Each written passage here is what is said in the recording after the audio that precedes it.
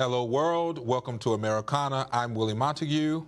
And I'm Shakea Hinton. Well, on this show, we don't dodge tough topics. We run straight at them. No agendas, no fear, just truth and real conversation.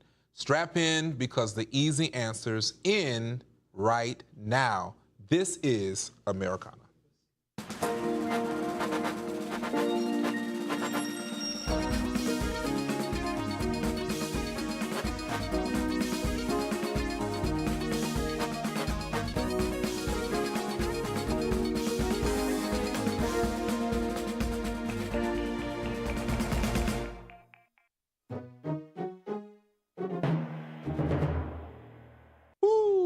Are you ready? I'm ready. You ready? Who ready?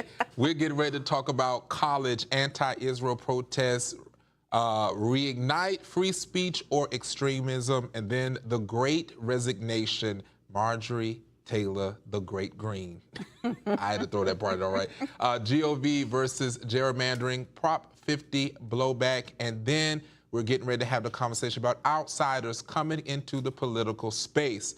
Without further ado, let's dive on into it. The campuses across the United States are seeing a new wave come through, a pro-Palestine and anti-Israel protests, some turning violent, with donors pulling funding and administrators under fire.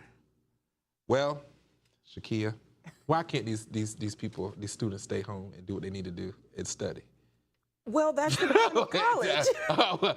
They need to, this is what I see with it, because most of it is, the most violent part comes from those who are pro-Palestine, to be honest. That's what I've seen the violence at. Really? So that's your take, that it only comes from those students who are pro-Palestine. That's the only violence that you see in this. Yes. Why do you think that is, Willie? I don't think it. I know it is, because I went to a protest and I went in undercover. And so when I went into this protest, I saw somebody with a flag. So I'm going into the, I walked down to Lake Eola. Go in there, I get my phone out, I'm in there, I'm in the crowd, I'm watching all this. And the nonsense that was spewed out and the hatred that was there, they started climbing up on the thing, trying to take down and put their flag on top of some of the statues that were people who were in the military here in the United States. It was horrible. It was a disastrous. Well, I don't condone tearing down various statues or monuments or property that belongs to someone else. However, I do feel that it's necessary for them to exercise their rights of freedom of speech. We talk about that often. And we talk about being able to express their distrust of government. And I think the reason why your party, here we are, I feel like your party is intimidated by these protests because they are actually calling out the fascism that is happening within our government, and they are also upset about how we are actually partaking in a genocide. And your party seems to only know when it becomes free speech, when it is something that is favorable for them. I could say the same thing about yours, because... No, right now we're talking about your party. No, we could talk about both. Okay. Two things can be talked at the same time, right? Okay. So aside from the pro-Palestine protests, your party was very silent when HBCUs were under attack. When Charlie Kirk, hold on, let me finish my thought. Let me finish my thought. Okay. Charlie Kirk was assassinated. I don't condone in the manner in which he died. After his death, HBCUs around the country received death threats and bomb threats, which closed the campus for a few hours or a day or two. Why were we targeted? When I say we, meaning because I'm a product of an HBCU, why were HBCUs targeted when we weren't responsible for the death of Charlie Kirk? Where's the testicular fortitude that HBCUs should have, that parade around? Let's HBCUs, where's the testicular fortitude that they always shout and scream when they walk up and down their schools and outside in these Do you know fields? anything about HBCUs? I know a lot of it, but where's the testicular? What do you know about an HBCU? The question is, where's the testicular fortitude that is in these schools, the same way it is when we had these other students or other predominantly white, as you call, what is your nickname? PWI. Where these PWIs are, where you know, we saw them standing up for something that was righteous or what they felt like we need to have at the campuses. So why is it that it's a problem with being able to fight back with the narrative? If you think there's something wrong with what was said or you was targeted, where was the stand? Why does it always have to feel like there's this shadow, as I said before, like we're always under attack in the United States? If this is how you feel, this is what I said, not you, Go ahead. but I mean as overall, then why continue to sit under that auspices if you feel like this country is just not the place for black people? So it's not that it's not the place for black people. It is because black people are intentionally targeted for harm. We are targeted for violence, and we are often blamed for things that your party don't want to take credit for. Case in point, there is a young lady who is now trying to pick up the mantle of Charlie Kirk, a white woman, who intentionally goes into liberal, democratic, or black spaces to cause a reaction. Who? I think her name is Caitlin, I know you're talking about. something like that. Yeah. Caitlin Bennett. She intentionally goes into places and invokes rage for clickbait and for reactions. That is not what Charlie Kirk, I think, would have wanted. What he was trying to do on college campuses is what you and I are doing now. We're having a civil conversation, whether we are on the opposing sides or not. Well, what I mean, she's doing is causing people to retaliate, to cause harm so that she can get clickbait. But okay, in turn, and we'll move on, in turn, what was Black Lives Matter doing? Inciting rage and violence, going through And what was January 6th? Because it was a march of freedom. Let's go talk on about to the that. Great January 6th. It was a march of freedom. That's a good transition. Great Resignation. Let's talk about After 5 years, Marjorie Taylor Greene will resign from Congress in January 5th, 2026. Yes. So let's have this conversation. Yes. The Great Resignation. That is a great segue to transition from January 6th to now talking about Marjorie Taylor Greene, yes, of January 5th of 2026. I am actually shocked that she put in her resignation on Friday via social media. It wasn't even like your typical, you type your email and you send in your resignation. She actually went to social media. I think Marjorie is afraid of the blowback that she is now getting for being called a traitor by President Trump. That was his right-hand woman. She was the poster child of MAGA. Now that she is under fire, at least for a week, she can't take the heat. So now she resigns. I don't think it's that she can't take the heat. What I really think is happening is that there is a plan that she has. And I believe with this plan, because it was mentioned before about her possibly running for the governor. It was also mentioned about running for the senator or something like that. So I just think that this is intentional. I think it's a time. Now, some people are saying they don't like the fact that she resigned because I believe after 5 years that you get a pension. She does. So she resigned one day after her pension went into effect. Yeah. However, nonetheless, I believe that at the end of the day that she has a plan because we need individuals like Marjorie Taylor Greene.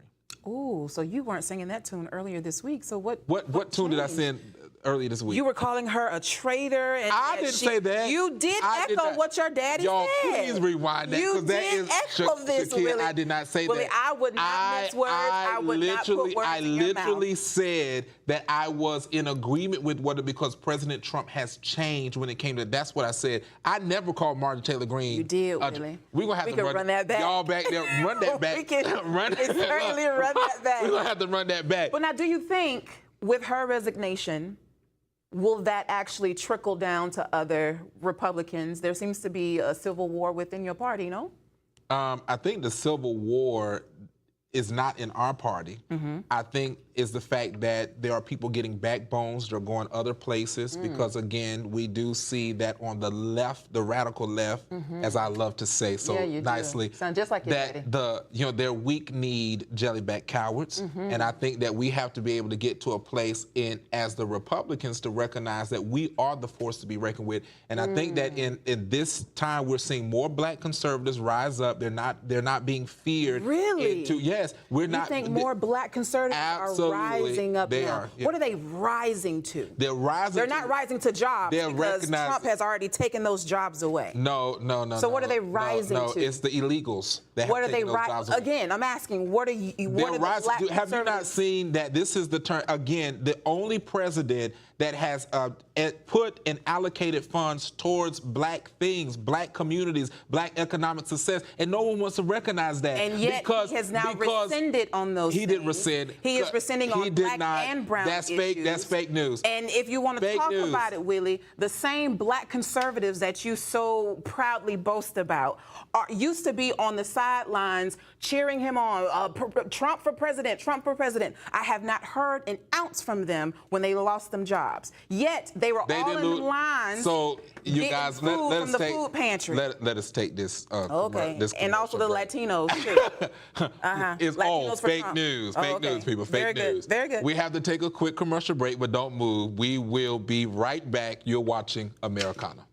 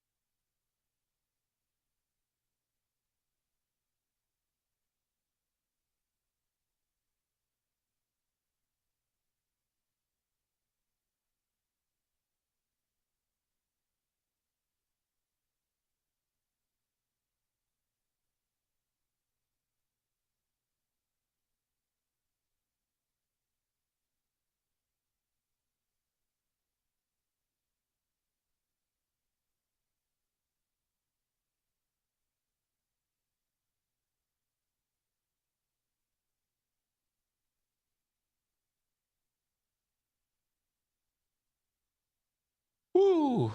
Welcome back to Americana, y'all. This has definitely been an interesting conversation. Now let's talk about GOP versus, and that's the Grand Old Party for those that are not aware. We're not the radical left. Gerrymandering Prop 50 blowback. California's Proposition 50 passed overwhelmingly in this year, 2025, redrawing congressional districts in favor of Democrats. And it's now under federal DOJ lawsuit. Republicans call it a blatant power grab. And I believe it is. It is. It is a power grab for Democrats, of course. Yes, it is. Now, this is what's interesting, because for so long, Democrats always gerrymander in the name of trying to have representation in certain areas where they still don't represent. If you go down most of any Democrat-ran city, Shakea, it is disastrous. It's filled with homelessness. We see the poverty line is below any national level. We see a bunch of Title I schools, and we do not see a thriving community in black or brown communities, predominantly where these districts are drawn. But yet and still, people get out time and time again and still continue to vote for, whether they're white or black, they vote for these Democrat leaders in the name of they're going to help us because we're black and we're poor. Oh, poor little Tink Tink. Are you finished? Are you finished? I'm finished. Okay, great. I am super proud of the independent committee in California who actually drew these maps. I am proud that Governor Newsom stood 10 toes down and looked Trump in the face and said that you really aren't going to bully me into doing what you want to do with your time in office. I think the power grab statement is absolutely correct. Gerrymandering is the definition of power grabbing. When you have a party that is a super majority, it is in your best favor to align policies and maps to align with your party. Why? Because that would succeed you once you continue, with your tenure in the seat. So you have red states who do this all the time. Now that California has done it, it's now a lawsuit. So you have states like Florida, if we happen to live in Florida. Florida is known for forming maps that intentionally exclude black and brown communities. The governor of said Florida is known for intentionally drawing maps that would eliminate a predominantly black area, I want to say in North Florida, I believe, and since then has caused more issues with the congressional maps. Do you know about that story at all? Let's talk about two things. Sure. First, we was just talking about Governor Newsom, and so y'all are known for name calling. You sound just like your daddy Trump. That's fine. It works. Idiot, all the things. It works. Yeah. So Governor Newsom, and so with a person like him, it blows me away that he would think about these maps and the fact that he never wanted to look at the maps where it was Putin maps all over California, and that never was a crisis or issue at that time, and he never stood 10 toes down to President Trump to say, I'm going to clean up the disaster that was in California. That's the first thing. When we go to the state of Florida, we look at the fact that there was a district that was drawn from Orlando all the way to Jacksonville, Florida. That was the Democrats drawing and gerrymandering. That didn't make no sense. Well, many of the maps, when you form them, you either are packing or you are cracking them, meaning that you are trying to populate as many of those opposing people in one small district so that they can have a supermajority in another. It has worked. It has worked for years in Florida, which is why we have so many Democrats who are spread out amongst the state, and Florida is seemingly red.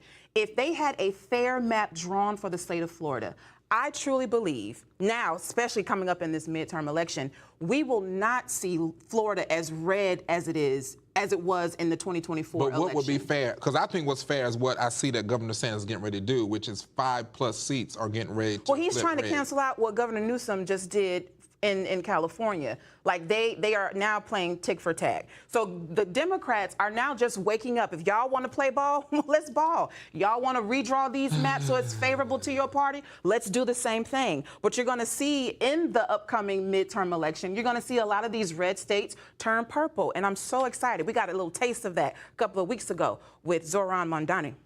Yes. So Mamdani was New York. I will let that go.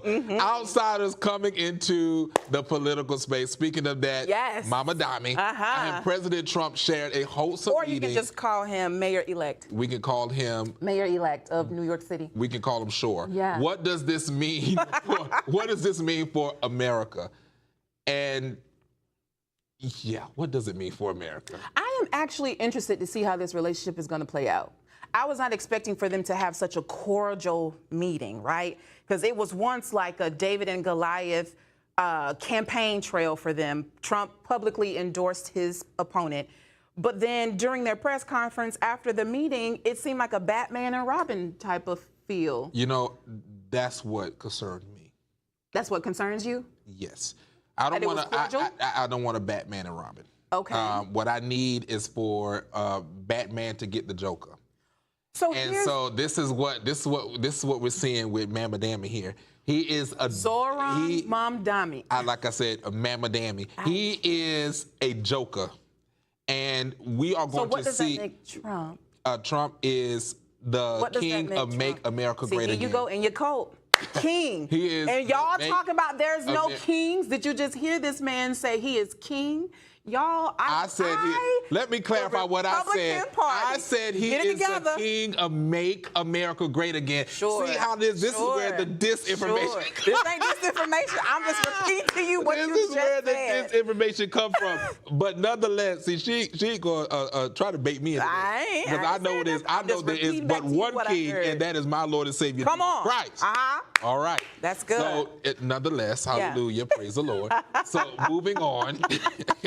Nonetheless, but outside of that, I do really see that I think it's going to be something that's going to blow back in our face. You think so? Yeah. Well, I'm curious to see, because Trump is known for being wishy-washy. Now, he can get in one of his episodes of either schizophrenia or bipolar 1 or 2, and he'll go on a rant on Truth Social, and him and Mamdani can be at odds. We have no idea what can set him off. But what I am curious to know, what actually was said behind closed doors? Like, how did they come to an agreement about affordability when Trump just said last week that the Democrats just came up with a new word, affordability? But he ran on affordability last campaign cycle. Shakea, I honestly think I think that, remember, Trump knows the art of the deal. And as everybody looked at those pictures, you saw mayor-elect Thank you. lean into Trump. Trump has the power. He just did attaboy to I don't think it was an attaboy. I think both of them are playing each other. I think when you enter into politics, there's a certain decorum and couth that you have to have. I think mayor-elect is actually schooling Trump on what it looks like. Yes, I do. On what Schooling it looks Trump? like. Yes, I do. Because what he lacks, he may have business acumen. Okay, I can't take that away from him. He has business acumen, but what he lacks as a president is couth and decorum. Although they come on the polar opposite sides of the spectrum, that was the most cordial meeting I have ever seen Trump have with someone that he was just talking down on, calling the man a communist and all of the things. But see, this is the thing. Do you not agree with that? People think about couth and decorum. We're not looking for the Pope. We're looking for the President of the United States. And you are absolutely correct. We are not looking for the Pope, but we are looking for some type of decency and integrity that you can have with someone on the opposing side of the spectrum. You had laughing hyena Kamala Harris. Kamala, we had get it right. Don't whatever. set me off, You Will. had Will. a sleepy Joe Biden doing good, in the Will. White House. Kamala. And how do you think that this country has fared? And you talking about looking for decorum and think there's no decorum with those two in the White House. You know what? But nonetheless, Trump has shown us that decorum and couth is out of the window. It's ball. Y'all want to play ball? We can play ball. On a lighter note, sure. It is Thanksgiving week. I am grateful for you, Will. I'm grateful for you. So speaking of that, yes. What are you grateful for as we can? I am grateful to have a platform where I can have opposing ideas and still cackle and kiki with you on and off camera. Yes. Yeah. I'm actually grateful for that too. I'm grateful for life, health, and strength. Yeah. And in all honesty, in the times that we live in, it is a time that we can just be grateful for just being able to have life. Absolutely. I've just seen some things, lost a lot of family over the years. Yeah. And just thankful for life. Yeah, I would say the same. I'm grateful for my husband, my kids, a roof over our heads, food on the table. It may sound cliche, but what we just saw recently within like the last 2 months, like that could actually be taken away at the drop of a dime. So yeah, and I will say that because I was not for the government shutdown as long as it lasts. So it was definitely something that we felt, especially with our organization and stuff. And so anyway, out there, you guys, this is going to be a wonderful Thanksgiving for you all. So this concludes today's episode of Americana. Wishing everyone a happy holidays. I'm Willie Montague. I'm Shakea Hinton. And we appreciate you for standing with us on the day. Join us, same place, same time. You already know, right here on AFRO TV. You guys, we love you. Yes. Happy Thanksgiving, and let your voice continue to be heard. Bye, guys.